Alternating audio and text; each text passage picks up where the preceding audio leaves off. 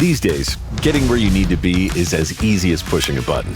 Start-stop and hybrid technology is found in over half of the new cars sold in the U.S.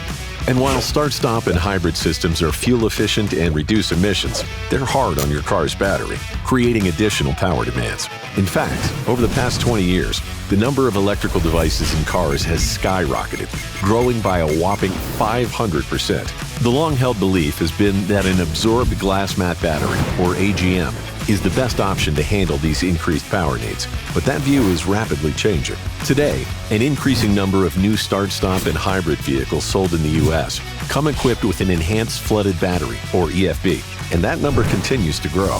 Research shows EFB technology actually surpasses AGM offerings in critical areas such as battery life and heat tolerance.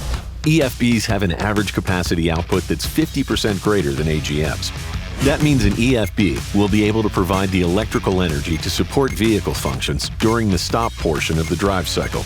EFBs also greatly outperformed AGMs in temperature tests. Our EFBs are built to perform when the heat is on, lasting 52% longer in high-temperature environments than similar AGMs. So an EFB will be able to handle the extreme temperatures under the hood.